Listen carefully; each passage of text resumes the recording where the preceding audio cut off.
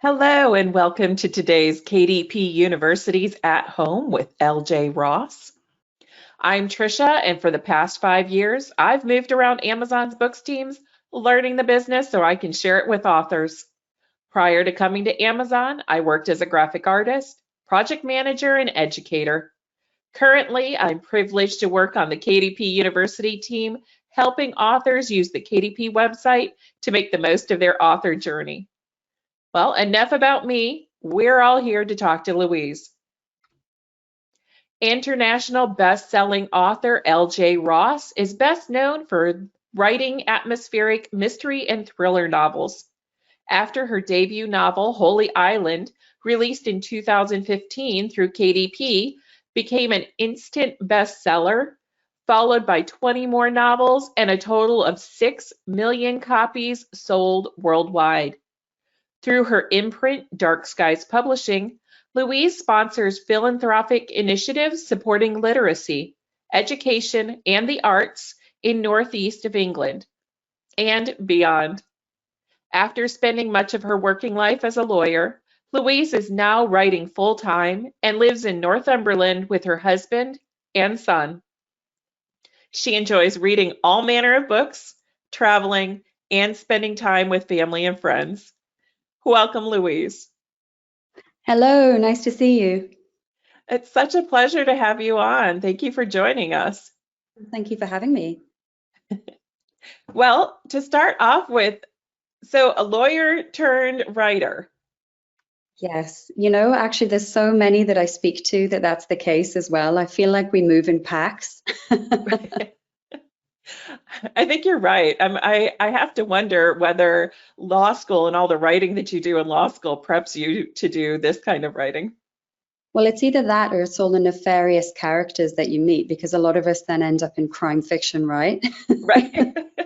Indeed. So your first novel became a best-selling novel, and it happened rather quickly, didn't it? It really did, yes. So, my story is, as you say, I was a lawyer before, and I decided actually before writing just to take a break. I was expecting our first child, who's now 8. Where does the time go? Quickly. And I know, and I think probably what a lot of us can relate to is that sometimes you get on a rat race and you don't necessarily have that pause to think, I'll try something different, or it feels like a treat or something that you can't indulge in to go after a dream maybe. So actually I always credit my son with giving me that pause in time to start writing Holy Island, which was my first book. So I ended up with this draft, and obviously knowing nothing about the world of publishing, I thought, what should I do with it? So that's where KDP came in. It was actually my husband who suggested. He said, "Have you heard of this?" And I hadn't at the time. I had a Kindle. I loved reading. I was a big reader, but I had no idea there was this opportunity. So we thought, let's give it a go. And so we ended up. I mean, I took the photographic image of the first, it was the first print run on KDP print of Holy Island. I took the picture on New Year's Eve 2014, and we actually uploaded it in time for the 1st of January 2015. So it was a new year, new start. And yeah, by the May of that year, it had gone to #1. So from more or less a standing start in that time, it made its way, which was incredible, really. And I know that everybody who's joining us, they're thinking, I want my book to do that. How'd you manage that? Yeah, I think there's a few different things that kind of created the perfect storm. But what I would say to people, I always say this as kind of a general disclaimer. I know that whatever I did was that perfect storm. And whilst you always want to try and recreate that, I think more normally what it is that it takes a good couple of books to get that storm rolling. And by the time it does, you can really take off. So even if you're not getting that huge kind of instant breakout book with the first book, not to be disheartened, because actually mostly what I would say to people is what I didn't know myself at the time, which is actually if you're thinking of writing a series as I do, maybe have 2 or 3 books in the bag before you release the first one, which can seem a bit difficult if you're so excited to get that first book out there. but actually from a marketing perspective, that can work really in your favor. I didn't do that, as I say. So I had this book, and I sort of read around a little bit, but I was kind of in the dark. I didn't have a mailing list. I didn't have anything like the author platform that I have now. So what I did was kind of galvanize what I could. I'd read about other authors having started a blog and trying to kind of garner a little bit of interest from outside friends and family before you get it up there. So I thought, well, let's do that. I think what I was grappling with my first book was probably maybe what other people might feel is nerves. Frankly, you've written this book and you think, I do want people to read it, but at the same time, when it comes down to it, clicking that big publish button can be quite scary. So actually getting on board with wanting to market yourself and your book is something that you have to get behind, and you have to really take that on board. So I started this blog. It had a few people following it, not that many, but enough to start a very small snowball. So if I tell you that, using the real-time sales data dashboard, which is another excellent feature, I have to say, I could see that on day one of publication, I sold 25 copies. And I knew for a fact that this was family and friends. Absolutely. My mom had rung all of her friends and said, you need to buy my daughter's book. I knew that this is what had happened.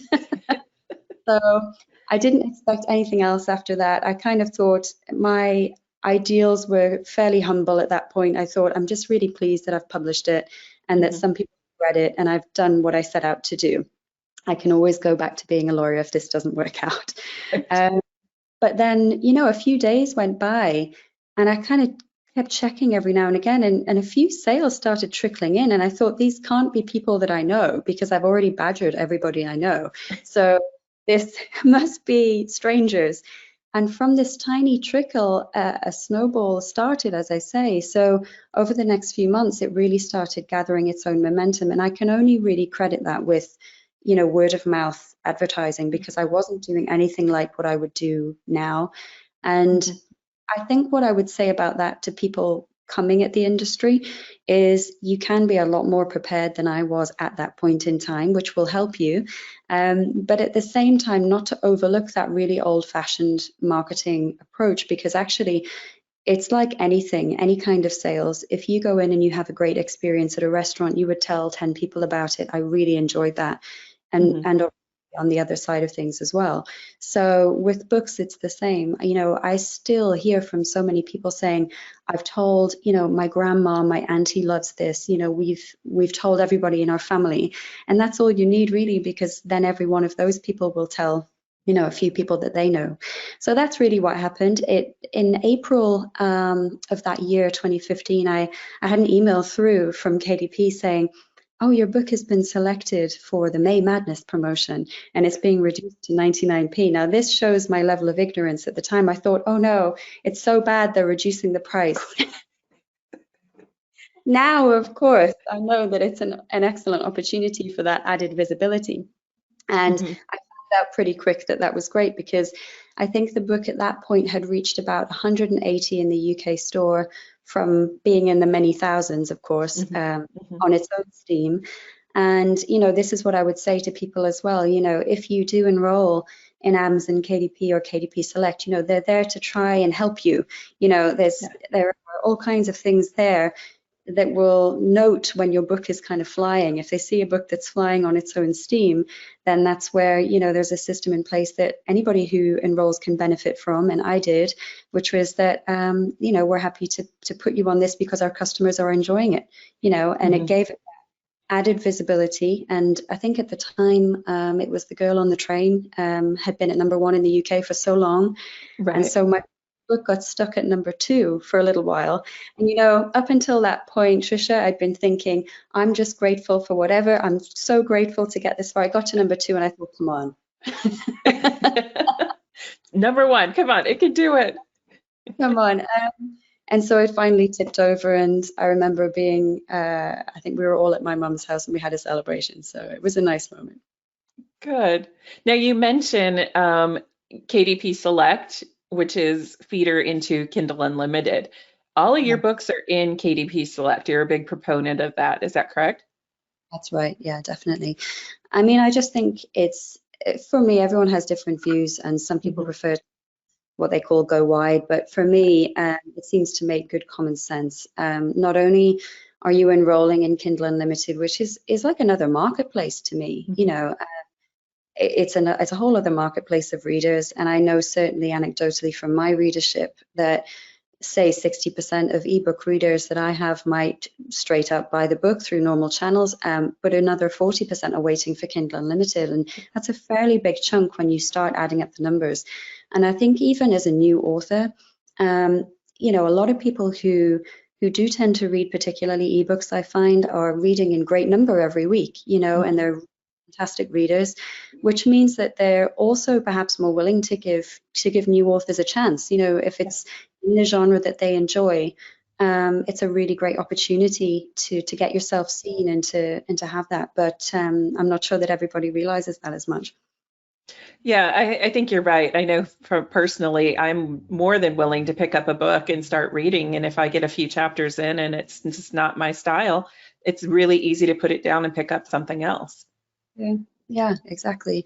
And I mean, obviously, there's the other benefits from KDP Select. You know, I think having that exclusivity actually can work in your favor, particularly on the ebook side, because you know, if the sales are all coming through in one channel, then that does help with visibility in the rankings. And the higher in the rankings, the higher, you know, the easier it is for readers to find you. So Mhm. I felt that it was a better approach to do that rather than dilute the sales across several ebook reading platforms. Mhm. But as I say, it's an individual choice, but that's worked very well for me. Now, you going back to something you said earlier, that old-fashioned word of mouth, you still use that a lot. So some of your marketing is very much in face-to-face. You do a lot of face-to-face marketing. Is that correct? Yeah, I mean, I think that this is something, you know, my main series is based in the northeast of England. And I think that when you have readers who perhaps find your books initially because of the settings and the locations, there's quite a strong sense of location there. There's quite a strong community. And I'm from the area myself, of course, which helps. But it's easy to then find ways to tie in with things that they're interested in as well as the books. So the history of the region, Mhm. which in my books, you know, walking trails, that outdoorsy sort of enjoyment of the area is something that you can tap into. And it's a kind of indirect marketing as well. It might be something that comes easily to you because you enjoy it so much yourself, which obviously means that it's less like work. But and it's wonderful, but it also means that people find you in different ways. So it's that Mhm. nice direct marketing. Now, I know other people in the industry might use that indirect marketing in another way. So, for example, they may do interviews with authors of the same genre, and they might you know, try and help each other out and have that kind of cross fertilization in that way, which I also think is another really good approach because you know, as well as being very much reader focused in all of the decisions that I take, I'm also very much of the opinion that competition is misplaced in the writing world because, you know, if you're a reader, it's a wonderful thing. No matter if they find you through another author or if they find another author through you, it's Mhm. fine. Because for me, I would rather people be in the habit of reading that genre so that they're ready when my next book comes out and they say, yippee, versus leaving reading behind and going and watching television instead. So, you know, I think that that's something that maybe people forget as well. Now, your series, I think there's 18, am I correct? 18 books in your series? In that one, yes. Yeah, in the Okay. North. Yeah. Does so let's talk about your release schedule and whether or not you plan out, 18 is a lot of books to have in a series. So do you plan out like, okay, I'm going to do 25 books in this series, or is it just kind of an organic, it just keeps growing? My DCI Ryan series has been very organic, but I think at the stage that I'm at now, it's very easy to see the next 2 to 3 books in terms of subplots. So, because I have a cast of 6 main characters, you know, and they each have their subplots as their stories go through. You have the main mystery, but then underneath that, it's following their lives. I would describe them almost like crime dramas rather than anything else. So it's easy now to plot probably 2 or 3 books in advance because you can see where their trajectory would go. When I was first starting out, of course, that's something that I was just getting to grips with. And I also didn't really want to get ahead of myself. I think at that point, I didn't want to think, gosh, I'm definitely going to have bestsellers with these books and I should plan 6 books, you know. So what I would actually say, though, is that the advice I would give new people is the opposite of my approach there. I would say you should have confidence in yourself and you should plot at least 3 to 6 books in advance because there's no reason they couldn't be a success. And then actually you're ahead of the game and you're, you know, prepared. Whereas in, you know, my experience, Holy Island was such a success. Then people were saying, well, where's the next one? I think, oh gosh, I better write that, you know. So yes, much easier to plan in advance now. So how often do you release? Do you do a rapid release like a book a month or 4 books a year? Well, you know, I actually am quite prolific in terms of following on from my last career. I did a lot of drafting, so it comes easily to me to write fairly swiftly. I know that with other authors that I speak to, it's really a very personal thing. I would say it's good to have a quick release schedule so long as you don't sacrifice the quality of what you're putting out. I think that the main thing to remember is always that actually the stories have to be good. You know, the stories are what sell future stories. And so it's not just really about quantity. But I would say that I've been able to strike a good balance so far. And in 1 year, I had 7 books out. That was a couple of years ago. I mean, COVID has slowed us all down in some ways, but I still brought out about 3 or 4 books last year. So yes, ordinarily about 4 or 5 books a year, I would say. With having 3 series now and counting, it becomes more of a nice sort of juggle because you have to plan out. So what do you really want to write as well? Because not forgetting that it isn't just a numbers game, it's also something that you really love and enjoy. So if I'm really feeling in the mood to write something different, I will just go ahead and write that. And you know, that's something that I still would say to people, that if you have a story that you really want to tell, don't sacrifice that for, you know, formula. Just go and do it. That will probably end up being a great success if you feel passionately about it. And that's, I've heard that from several authors, is the books that they feel passionate about are often the ones that resonate with the readers as well. Yeah, absolutely. And I think that's definitely first and foremost with my writing. I have always had the rule in the back of my head when people ask me, I'll only tell a story if it's worth telling, you know, and if I feel that it's come to a natural end. I don't think that there's any shortage of ideas conceptually as a writer. You can always write new characters and think of something new, but I would never just keep sort of doing the same thing for the sake of it. But if there's a great story, why not? So let's talk about, you finish a book, right? You're done writing the manuscript. What happens next? Do you have a team that helps support you, editors, copy artists? You know, what do you do from there? Yes, so I like to have a cover quite early on because it's something that I find inspiring, and I put it as my phone screensaver just to remind me, you know, get back to work, Louise. So it's nice, it's inspiring, and it reminds me of what I'm writing about, which is great. So I always have a cover ready and several in advance, and we work with a really lovely artist now for that. But as you say, once the manuscript is done, after that time, yes, we have kind of in-house editors that we use, and you know, formatting and things like that is all done kind of with the team in-house. But you know, coming into it, if you're new, the wonderful thing is how many people are freelance nowadays. So it isn't so much of a closed shop. If you're concerned about getting your manuscript up to scratch, you know, you can really find some amazing editors out there. If anything, you're spoiled for choice. And I often get asked about that. How do I know if I've got a good editor? Well, I think Certainly recommendations from your fellow authors are helpful if you know people who've used one before. There are lists that you can find out there. If you go to the Alliance of Independent Authors, they're very helpful. But I would also say that it's a personal connection. They have to understand and work within your genre and also understand what you're trying to achieve, because it's a relationship, you know. And so finding that really good fit, I think generally speaking, I speak to people and they say they've maybe had a couple of editors that they've worked with, and that's normal. So, you know, just find the right fit. But all of that, yes. And then on the paperback side, we have an external team that we send out to, who helps us with our formatting and things for that. So then now it's prepped, you upload it, you're ready to go. Talk us through marketing your new release.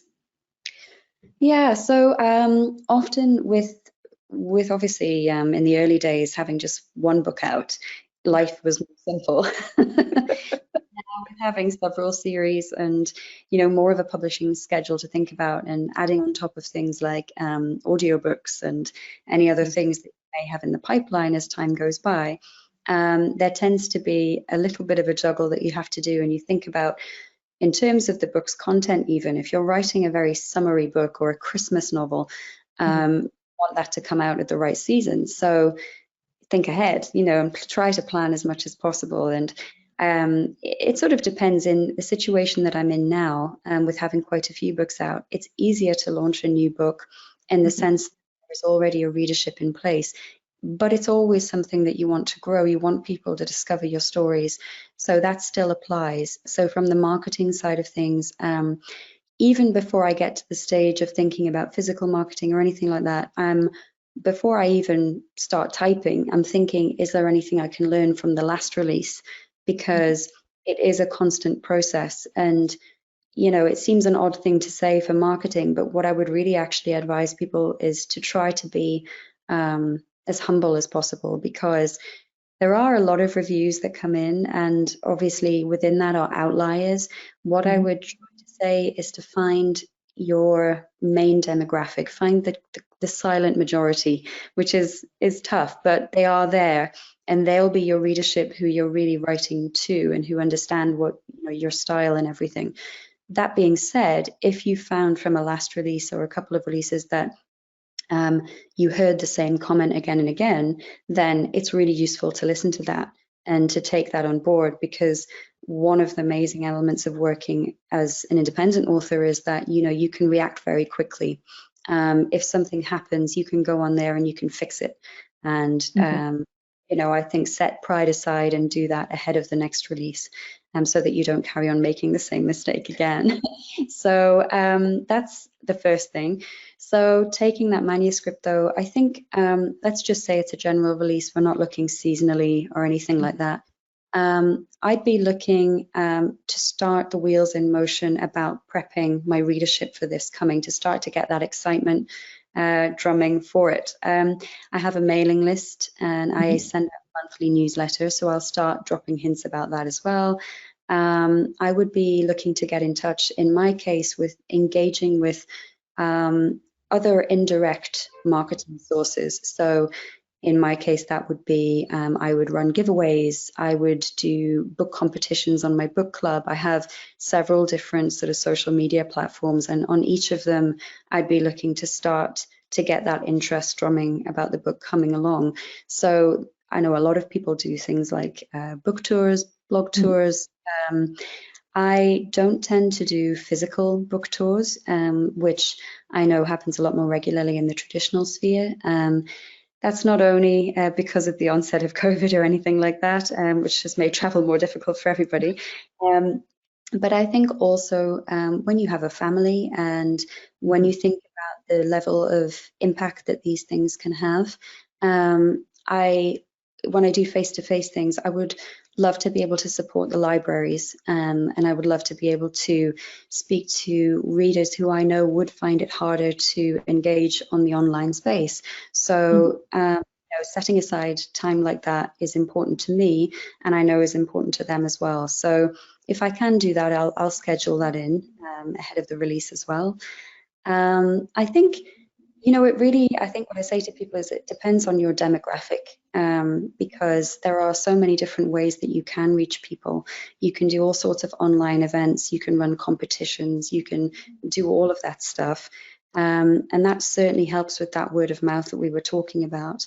But first and foremost, I think really it's quite simple. I think it can be just reducing any degree of complication, because say with my mailing list, I don't tend to spam people with information that isn't important to them. If people have signed up purely to find out about new releases, then that's what I'll tell them. And sometimes I actually like to just bring it as a surprise. So I know that sounds very contra normal marketing theory, but actually I found that creates such a sense of glee, because they haven't been expecting this book, and I just say surprise. Here's a new read for you. Yeah, and so I did this a couple of times, and I think actually the reviews stopped coming through on Amazon, because it sort of like broke the system a bit, because people just went on. Yay.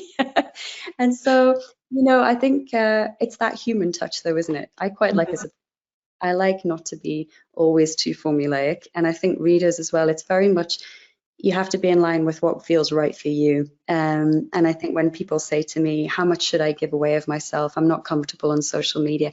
And I say, you don't have to give anybody your birth certificate. You have to just be yourself. You can share wonderful images. You can share a lot of related content that feels comfortable.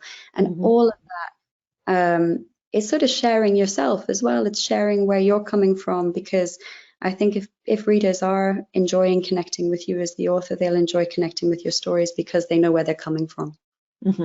Yeah, sharing that point of view and getting to know your point of view, I agree, helps them learn kind of what to expect in the novel. And people kind of like that. We love surprises, but only to a certain point, right? I mean, they know that I'm quirky already, so it's with the brand. All right, we've got loads of questions coming in, so I think we better get to those. Sure. Let's see what we have.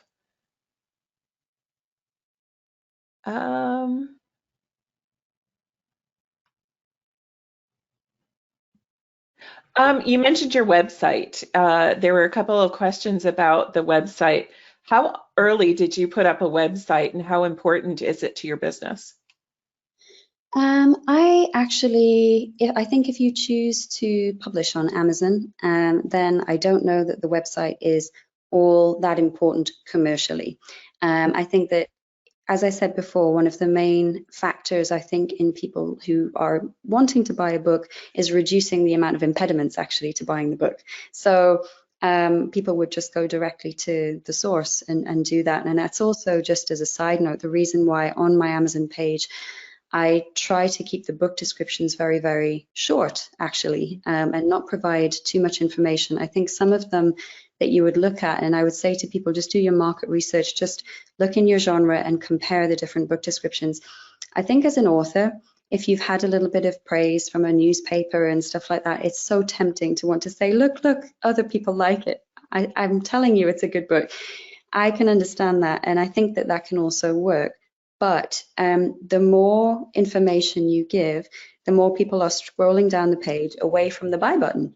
So from a really common sense perspective, I think, why overload people? If you have a punchy copy, then I think that can work really well. And for the same reason as a website, I do have a website now, which has built over the past 6 years. But that's because it contains a lot more content. So I run a philanthropy side now. If people want to find out the order of the books and have a bit more, added value, I would say, then that's where they can go for that. But I think it's really more of a branding tool, having a website, than it is a necessary tool. So I would always say to people, sure, have one, but make it really user-friendly, and it doesn't need to be over complex. Yeah, I think most of the time when I go to an author page, it's usually, or an author's website, it's usually to find kind of the series lists and other series that they may have. It makes it really easy. Yeah. So you mentioned that your novels are the settings that you use are part of in the UK, places that Mhm. you're familiar with. Yes. Do you find that most of your readers are in the UK, or do you cross the pond and have a readership in the US? And is that complicated to manage that? Well, actually, yes. I mean, when I first started out, I fully expected that the readership would be limited to the UK because, people that I'd spoken to said, regional crime fiction tends to stay, in that country. What I've found is it has had an international appeal. So in terms of, reading audiences, it's UK, US, Australia, Germany, which tend to be the biggest ebook audiences as well, which is nice. Mhm. And then after that around the world, obviously, which is great. I think actually, there's a readership for everything. I think a lot of people outside of expats even, a lot of people, everything's so global now. Right. I love reading a bit of American fiction. I love hard-boiled American fiction. So there's no reason on the other side that people in the US wouldn't enjoy a bit of regional crime fiction that takes you somewhere. I think the thing about England is it taps into that history as well. So people watching Game of Thrones, that was inspired by the northeast of England with Bamborough and, Holy Island and all of that sort of stuff, even Mhm. before that, Tolkien. So there is a lot of crossover. And in terms of managing that, social media does actually help on that score with the engagement side of things, Mhm. because we have our book groups on there. Everybody is welcome. I often find that people who are based in the Northeast, if they find a member who's in, I don't know, Missouri or something, they're so welcoming. They say, "Oh, hi," and they get chatting about the characters, and it's actually a really warm space to watch, readers interact like that. So I would say to people, just so long as you're inclusive in the way that you talk, I generally like to make sure that the space that I have online is user friendly. It's not too political. I'm not talking about religious issues and things like that. There are other places for that. This is a book space and it's positive and inclusive. So long as you are like that, I think that it can be a space for everybody. I agree.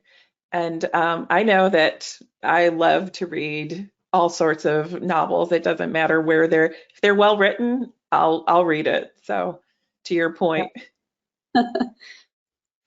Do you use Amazon advertising to promote? Yes, but I do. It's more just as a general visibility thing. I like to just maintain a general visibility.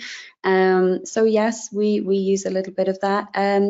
I would always, I mean, again, this is a very individual thing. I think it's a great tool for people, but it's like anything, you have to get used to it. So say when you're uploading your first book, you might tweak your keywords and think about how you want to price it and all these different things to get to grips with. Likewise with Amazon advertising, I think that it's a whole other world of learning, but you can be done. It can be done, and it depends what you want to achieve. As I say, you may just have one book that you really want to try and push out there.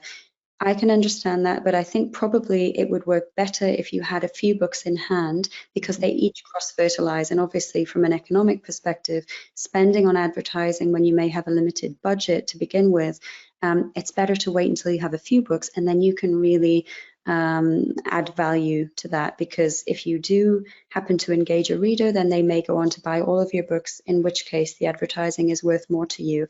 But I would say, just to get that small snowball rolling that we were talking about, it may not be necessary to begin with, but can become a useful tool once you get into it. We've talked to authors, and some of them think, okay, you promote first in series. Some of them are you promote your backlist, you promote your current, release. What's your theory on that? Do you just promote everything, or do you have a strategy? I tend to, on a rolling basis, tend to promote all of them. I think obviously the first in the series is the most valuable in the sense that if people discover that and like it, then they can go on to read through the whole series. Mhm. And so long as you are happy, and make sure, I would always say to people, it's never too late. Look, you can go back, and if that first book was written 5 years ago and perhaps there are changes that you feel should be made genuinely, then make them, and make it as good as can possibly be, because each book that you write is a standalone piece of intellectual property, and it's not only valuable to readers who may enjoy the story, it's valuable to you, as a piece of yourself. So it's Mhm. something that you should be proud of, and make sure that you're happy for it to be out there in the world still. And so long as it is, it can be something that can engage people all the way through. So to your question, I would say I do tend to focus on the first in the series, but also never forget the ones in between, because each book I approach when I'm writing, I approach as a standalone almost, even within a series. I think to myself, this has to be something that if a reader only found this book, could they still read it and enjoy it without having read the 10 before? And Right. I think that's what I try to do every time. So that being the case, it's worth marketing each one of them, because Mhm. however people find you, then it's all good. Right. So no cliffhangers. Well, I have had a couple of cheeky ones which were unpopular. People don't like cliffhangers so much, except if you have the next book ready. But Right. but I learned from that. Well, let's talk about that. You mentioned that you look at the feedback that you're getting from your readers and you incorporate it and you've learned from it. What are some of the top learnings that they helped you discover? I think one of them was definitely with the first book.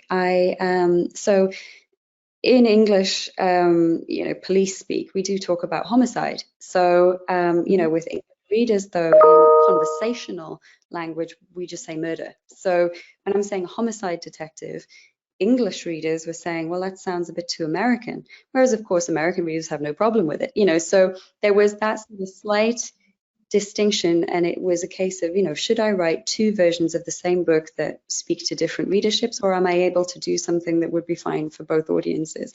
In the end, I think we were able to find a balance, because I went through and did a light re-edit. Of course, I had it re-edited, and I just said, I think this was symptomatic of me being a first-time author, wanting to be very proper about everything, but actually Mhm.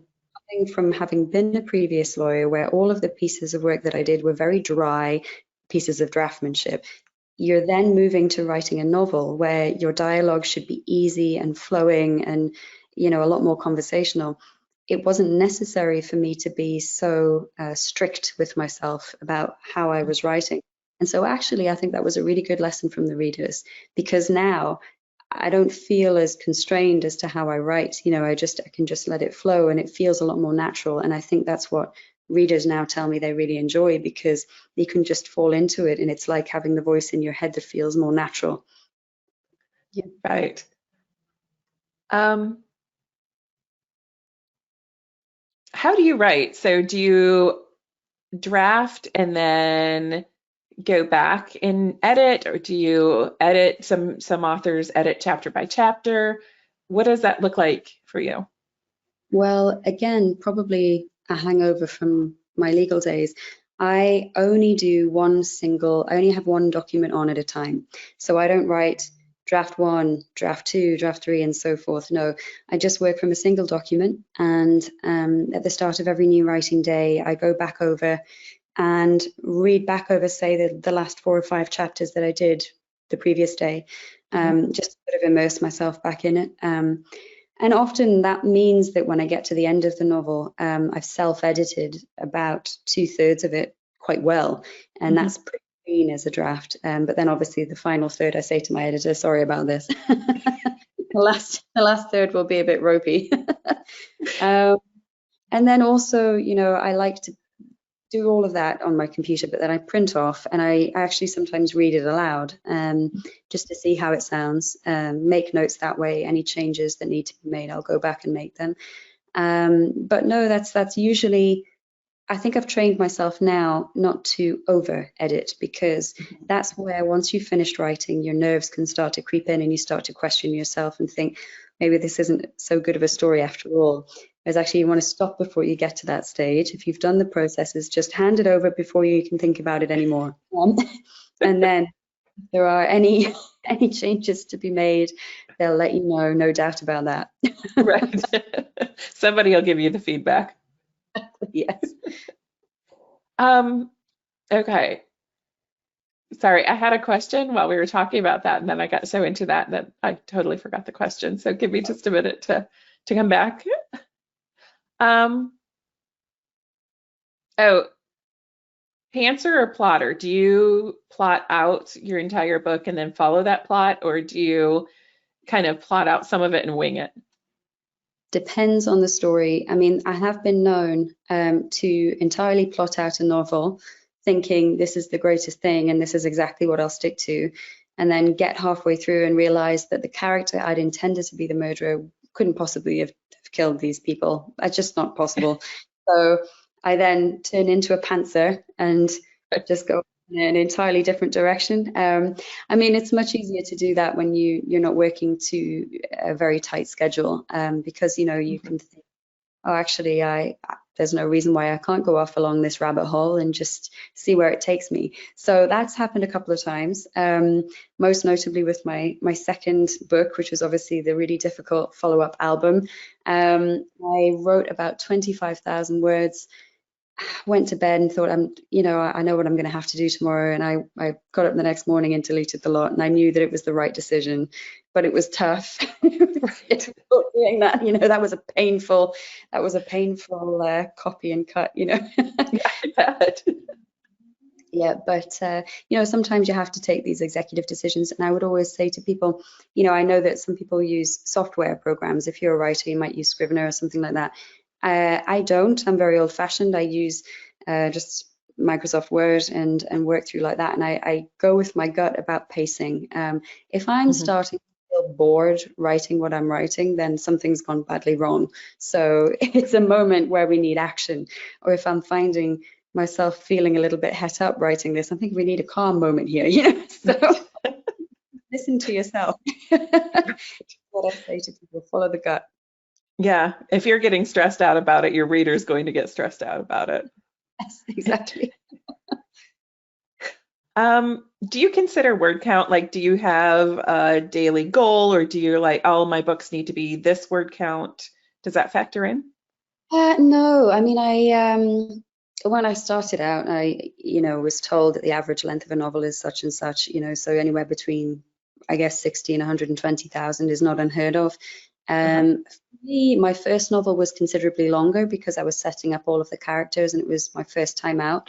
I was probably a bit more indulgent. But I think one of the things is now having written 21 books, you really start to tighten your own style of writing. And I've Mhm. fallen into easy rhythm of writing now. So to be honest with you, I don't even check the word count. I can normally estimate that my books will be about 80,000 words. Some might be a little bit shorter, some considerably longer. But chapter by chapter, they tend to be roughly the same length. And that's sort of just accidental now. I have a feel for a chapter length and a Uh-huh. moment where I think this is a good moment to stop. Because I think at the end of every chapter, it should be a miniature cliffhanger so that Mhm. people be excited to pick up the next chapter whenever they're able. I think also, knowing myself and my own reading habits, it's that reader first approach. I think as a reader, what would I like? And Mhm. I'm a busy parent. I have a career. If I want to pick up a novel, I want to be able to fall into it easily, set it down again, but be able to pick it up when I can, Mhm. and not feel, oh gosh, what was happening in this book again? So it's easier to do that if you don't overload people. So I tend to err on more of a punchy style, and keep the chapters to a reasonable length. Gotcha. Did you try to traditionally publish before you self-published, or was it self-publishing all the way? Yeah, so as I said before, I knew nothing about publishing, so I figured, oh, I think I need an agent of some description, and I need a publishing deal. So I sent out my manuscript. I think this would have been summer 2014. I sent it out to something like 12 or 14 different agents and also publishers who accepted direct submissions, and those who didn't, because I just thought, why not? I'll be that annoying person and just send them anyway. And I mean, that's a ridiculously small number, I realize now, because I think I hear of very well-known authors who send them to 200 and 300 different query letters. But yeah, I chose 12, I think, and and had some very, very nice responses, including an offer of publication. Who knew?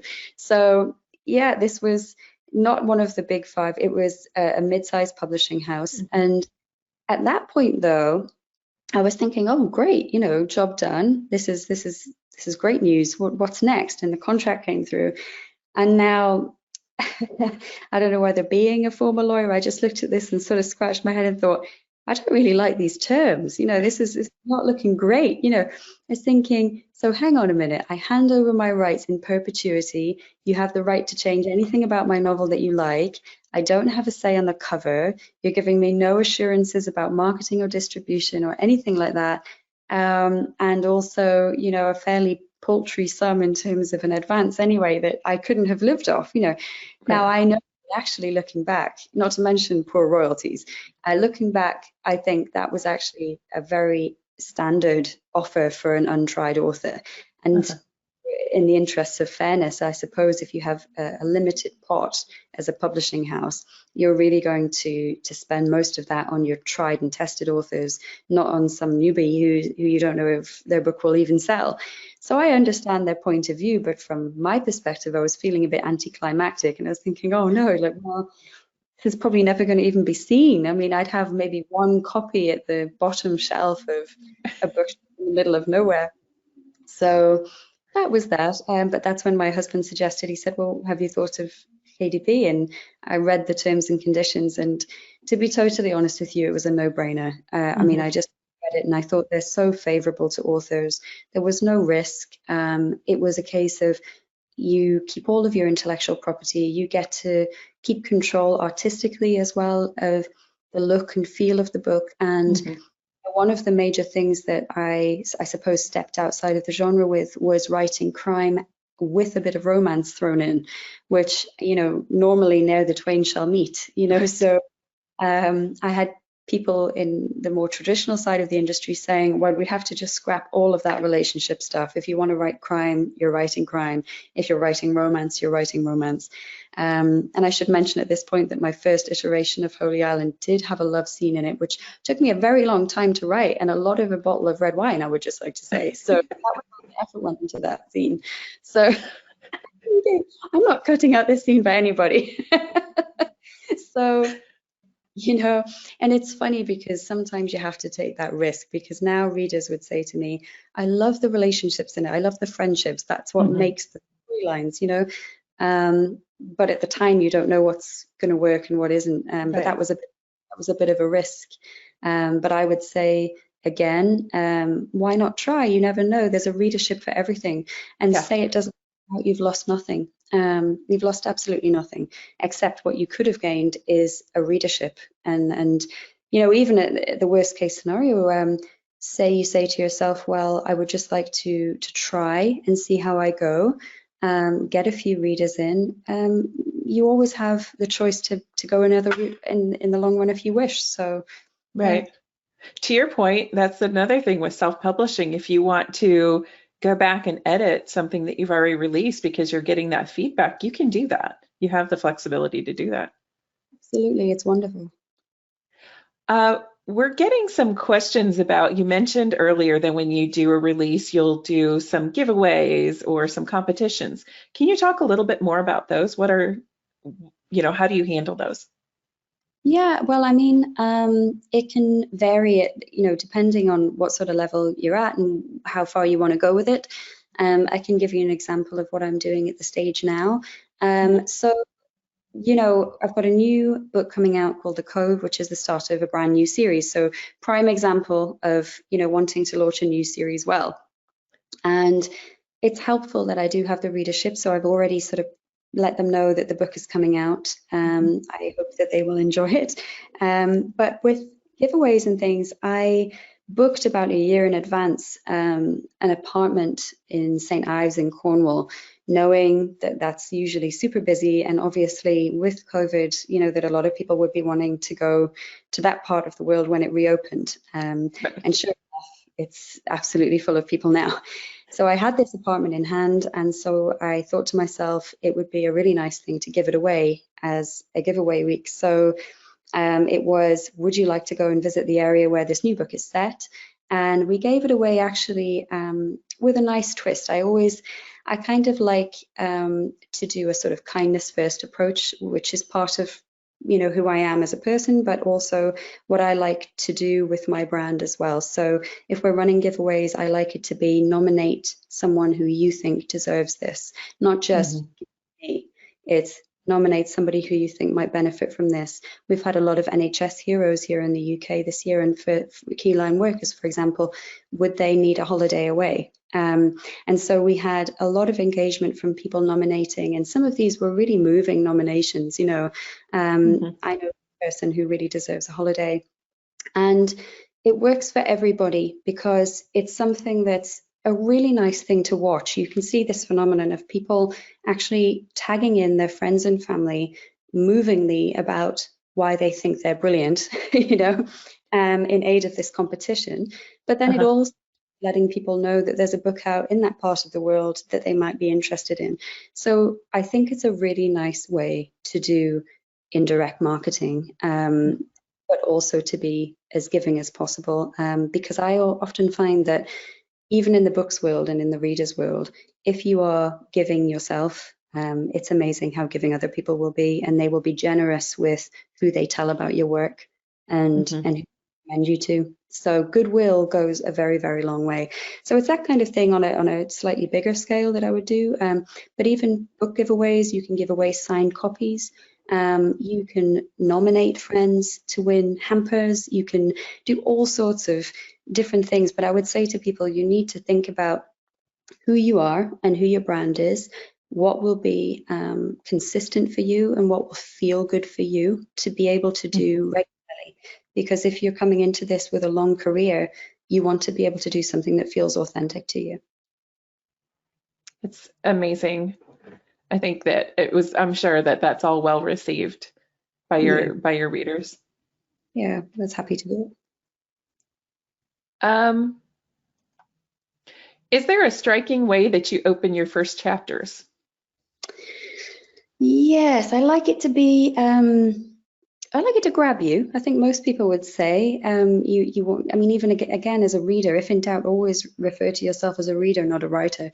When you pick up a book, there is such a thing as a slow burn, and obviously it depends on the genre that you're writing. But in my genre, which is, crime fiction, mystery, a little bit of romantic suspense, I think it's nice to actually feel grabbed early on. And each of them, I do spend probably the longest time thinking about and rewriting either a prologue or a first chapter, depending, than any other part of the book, actually. I spend the longest time thinking about that because I think that if you're not grabbed as a reader in the first chapter, you're probably not going to go on to finish the book because you think, well, oh gosh, unless you think, is it going to get better than this, So yes, I do. I would devote plenty of time to that first opening line, and beyond that, the chapter. Okay. Have you had your books translated into other languages? Yes, yeah, so quite a few. What did we have most recently? Lithuanian. So yeah, I mean, there's all sorts of ways that you can do this. You can, I have an agent who I have handle foreign translations and audio rights for me, because then I can focus my attention on the main portion of the business, which is obviously English language, ebook, paperback. But from the foreign translation side of things, that's great. And, it has been translated widely. But even if you would rather do it independently yourself, that's also very possible. So you can find translators, you can publish through KDP print in lots of different countries. There's also things like Amazon Crossing. There's all sorts of ways. Even on the audio side, there's ACX. You can do your own audiobooks. You can pair with narrators. Everything is possible, I would say, if you're really serious to do it. So we have a question about having a young son. When do you find time to write? Well, it's easier now that he's a bit older, but when I was starting out, he was a newborn. So anyone who happens to be a parent, I'm sure, can relate. I found it was actually quite focusing, funny enough, because, if you find that you only have a certain amount of time in the day, and and you're really determined to do it, there's always something where you can say, gosh, I'm so tired, or I'd rather just have a nap, and things like this. And it's true to look after your health first. You know, you have to make sure that life is a balance. But at the same time, I think that writing is something you have to find time for. So even if it's just half an hour or an hour a day, I mean, I've spoken to a lot of friends who they say, I was writing on the train into work and to their main job, you know, they do an hour on the train that way, or Right. get up an hour earlier in the morning. And that was certainly the case with me, particularly when Ethan, my son, was a lot younger, because in the early years, they are very demanding of your attention and time, quite rightly so, you know.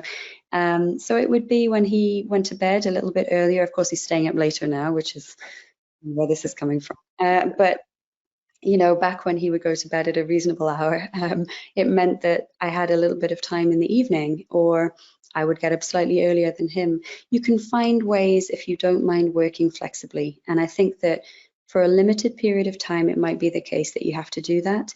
But if your intention is to write for a living, I think that it will pay dividends in the end, because the hard bottleneck period of having to make those little personal sacrifices will pass, because time passes, first of all, but then also as your readership grows and you're building it and seeing the dividends from the work that you're putting in, and that provides you with more flexibility in time. So, yeah. Gotcha. All right, we're at time. This has been fantastic. So before we wrap up, I wanted to give you the opportunity. People have been asking, how do they get in touch with you? What if they want to follow you on social media? So if you want to share that. Sure, absolutely. So I'm LJ Ross Author on Facebook. I am also LJ Ross Author on Twitter and Instagram. They can always drop me a line, which is lj_ross@outlook.com. If you have any individual questions, I'm happy to answer. Otherwise, you know, you can find me and obviously follow me on Amazon, which is my page on there. But if you want to find me, I'm out there, and I try to reply to everybody that I can do. So. Wonderful. And we've just shared those links to all your social media in the chat box. So if everybody wants to check that out, you can grab those there. And then just, first of all, thank you so much, Louise. This has been phenomenal. We really appreciate your time. Thank you for having me. Nice to chat. And as always, happy publishing, everyone.